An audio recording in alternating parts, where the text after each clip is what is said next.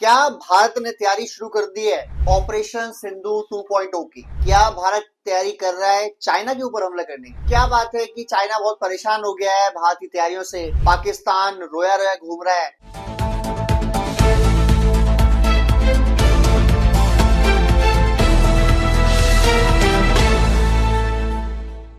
Hello friends, क्या भारत ने तैयारी शुरू कर दी है ऑपरेशन सिंधु 2.0 की? क्या भारत तैयारी कर रहा है चाइना के ऊपर हमला करने की? और आखिर क्या बात है कि चाइना बहुत परेशान हो गया है भारत की तैयारियों से, पाकिस्तान रोया रोया घूम रहा है।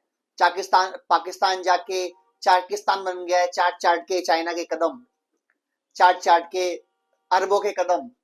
और पाकिस्तान बार बार कह रहा है कि भाई जो भारत है वो हम पर हमला करने वाला है। इधर बांग्लादेश को भड़का रहा है पाकिस्तान के, जाओ भारत पे हमला करो। ये खुद की सिट्टी पिट्टी गुम है। और क्या भारत तैयारी कर चुका है ऑलरेडी बांग्लादेश के दो चिकन नेक को काटने के लिए? और चिटगांव और नूरपुर क्या बांग्लादेश अलग होके भारत का हिस्सा बनने वाले हैं? इस पे आज अहम जो डिटेल्स हैं उनके बारे में बात करेंगे।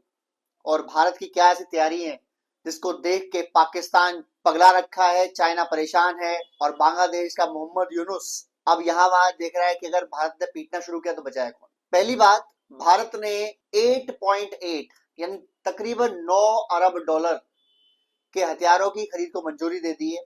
जो डीएसी है, जो डिफेंस की एक्विजिशन करती है, उसकी मीटिंग हुई और उस मीटिंग में तकरीबन 9 अरब डॉलर के हथियारों को मंजूरी कर दी गई। और ये मंजूरी जो की गई इसमें वैरायटी ऑफ एमुनिशन और हथियार हैं जिनके बारे में डिटेल बात करेंगे।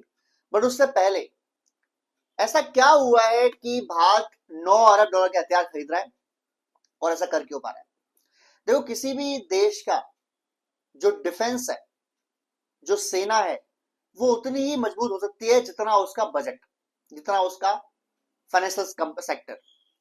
भारत का जो ग्रोथ है, जो जीडीपी है, इसकी ग्रोथ रेट है 6.8। ऐसा अनुमान किया गया था 2025 के शुरुआत में कि जब FY25 खत्म होगी और 26 की शुरुआत होगी यानी मार्च तक, तब तक भारत की ग्रोथ रेट रहने वाली है 6.8। लेकिन आरबीआई ने उस ग्रोथ रेट को इंप्रूव कर दिया है और आरबीआई कहता है कि मार्च 2026 तक, 2025 से लेकर 26 तक का जो फाइनेंशियल ईयर है, उसमें जो भारत की ग्रोथ रेट रहेगी वो रहेगी 7.3 7.3%, विच इज दी हाईएस्ट, जो हाईएस्ट है लार्ज इकोनॉमीज में। और इतनी ज्यादा तेजी से बढ़ने वाली अर्थव्यवस्था है जो अमेरिका, चाइना, जर्मनी, पूरे यूरोपियन यूनियन, जापान, इन सब से ज्यादा तेज गति से जो विकसित हो रही है अर्थव्यवस्था, इकोनॉमी, वो भारत की। भारत की इकोनॉमी 2030 तक यानी तकरीबन 3-3.5 साल के बाद नंबर 3 की इकोनॉमी बन जाएगी और हम जर्मनी को छोड़ देंगे पीछे। अभी हम नंबर 4 की बन चुके हैं ऑलरेडी, हमने जापान को पीछे छोड़ दिया है। और हमारा जो इस समय जीडीपी है वो तकरीबन 4 ट्रिलियन डॉलर के आसपास है, जो 2030 तक बढ़ के 7.3-7.4 ट्रिलियन डॉलर हो जाएगा। और उस समय जर्मनी का होगा 6.8-6.5 ट्रिलियन डॉलर।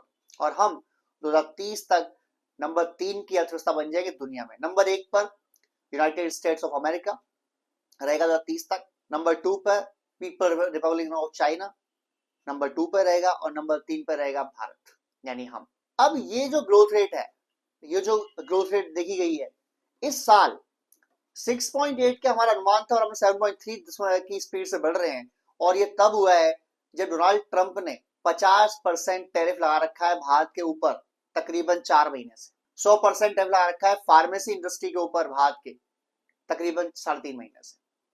तब हमारी जो ग्रोथ रेट है वो है 7.3%। पाकिस्तान की टोटल जीडीपी जो है वो तकरीबन 450 बिलियन डॉलर्स की है और हमारी जो ग्रोथ रेट है वो हर साल तकरीबन 500-550 बिलियन डॉलर्स की है। यानी जितना पाकिस्तान की टोटल जीडीपी है, हम हर साल उतना अपने जीडीपी को इंप्रूव कर रहे हैं। यानी हमेशा हर साल हम एक पाकिस्तान जितनी जीडीपी अपने अंदर एक्वायर करते जा रहे हैं। ये हमारी स्ट्रेंथ है। हालांकि पाकिस्तान से कंपेयर करना भी हमारे देश की इंसल्ट हो जाती तरीके से, तो मैं माफी चाहता हूं दर्शकों उसके लिए। अब बात आती है कि जीडीपी इतनी स्ट्रांग हो रही है, जबकि डोनाल्ड ट्रंप क्या कह रहा था? डोनाल्ड ट्रंप ने बयान दिया था जब उसने टैरिफ लगाए थे, उसने कहा था कि you can take your dead economy with you, कि आप अपनी मरी हुई अर्थव्यवस्था को अपने पास रख ले, हम इस पर टैरिफ लगा रहे हैं और हमें जरूरत नहीं है इसकी। पहली बात तो ये कि मिस्टर ट्रंप साहब, मिस्टर प्रेसिडेंट ऑफ अमेरिका, जो डेड इकोनॉमी है वो आपकी इकोनॉमी से लगभग डबल की स्पीड से बढ़ रही है। तो डेड इकोनॉमी कैसे हुई ये समझा दे रहे आप। दूसरी बात, ये डेड इकोनॉमी 2 साल 3 साल के बाद नंबर 3 की इकोनॉमी बन जाएगी दुनिया की, और इस समय नंबर 4 की इकोनॉमी है 220 देशों में से। तो आप ये समझा दें कि एक इकोनॉमी जो नंबर 4 की इकोनॉमी है इन द वर्ल्ड, आप उसे कहते हैं डेड इकोनॉमी। हाँ, सच्चाई क्या है मैं उसे बताता हूं आपको।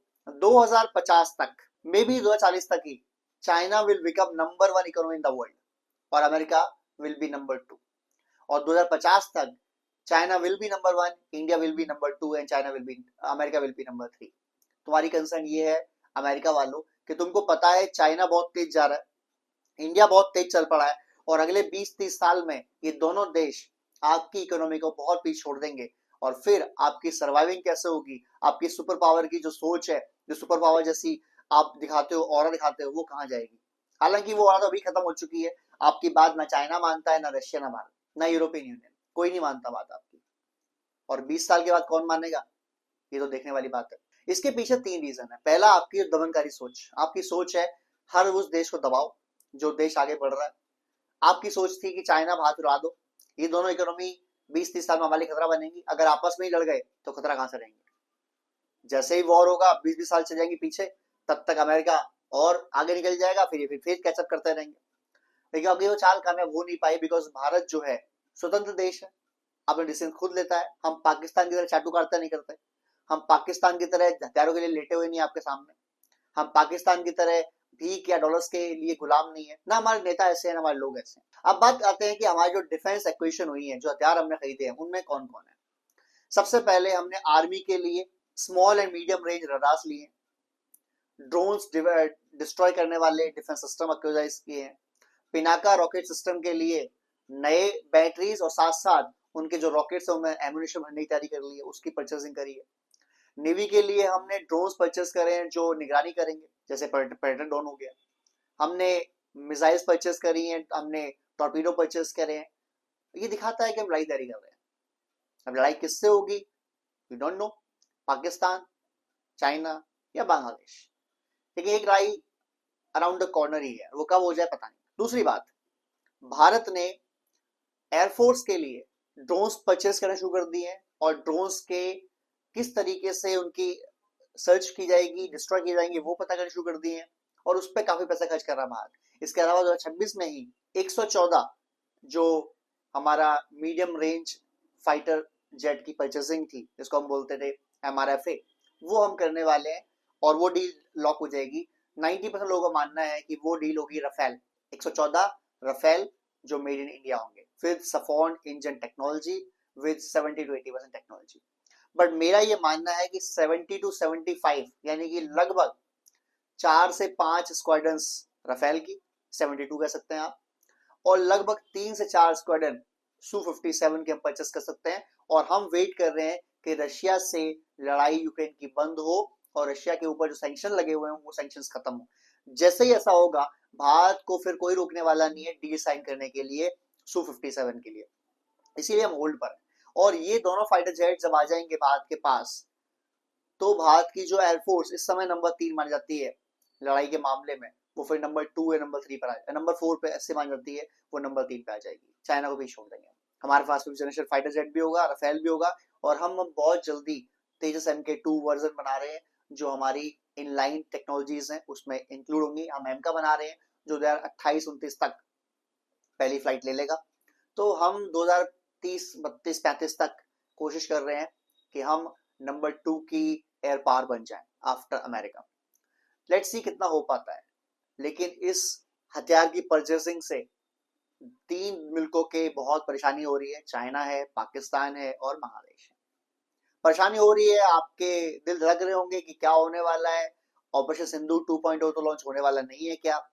हो भी सकता है, you don't know, with Modi ji and Amit Shah ji is there, क्या पता कब क्या हो जाए। एनीवेज, एक और बहुत बेहतरीन मिसाइल की टेस्टिंग की भारत ने, और मैं जरूर बताना चाहता हूँ इसके बारे में। इस मिसाइल का नाम है K4। ये K4 एक ऐसी मिसाइल है जो मिसाइल हमारी सबमरीन, हमारी पनडुब्बी आईएनएस अरिहंत से लॉन्च की हमने, चलाई हमने, और 3,500 किलोमीटर जाके इसने अपने लक्ष्य को बाकायदा भेज दिया, यानी डिस्ट्रॉय कर दिया।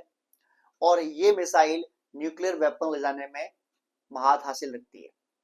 इसके बाद भारत ऑलरेडी ट्राइड है, यानी कि 3 जगह से हम न्यूक्लियर हमले कर सकते हैं, जिसमें एयर, जिसमें हमारे फाइटर जेट छोड़ सकते हैं, हमारे जमीन से जिसमें हमारी पृथ्वी मिसाइल्स हैं, ब्रह्मोस हैं, ये छोड़ सकती है न्यूक्लियर वेपन्स, और अब पानी से भी छोड़ सकते हैं। हालांकि हम पानी से पहले छोड़ सकते थे, हमारे और मिसाइल्स भी हैं इसके लिए, बट जो इसकी रेंज है K4 मिसाइल की, दैट इज फिनोमिनल।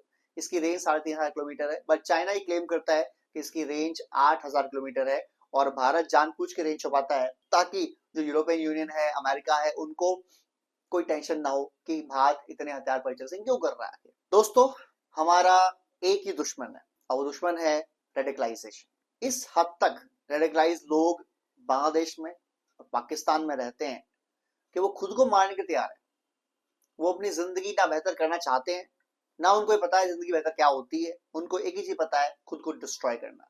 और मेहरबानी करके आप रेडिकलाइज लोगों से बचें।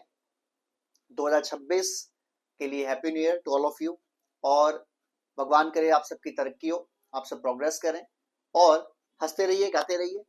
जय हिंद, जय भारत।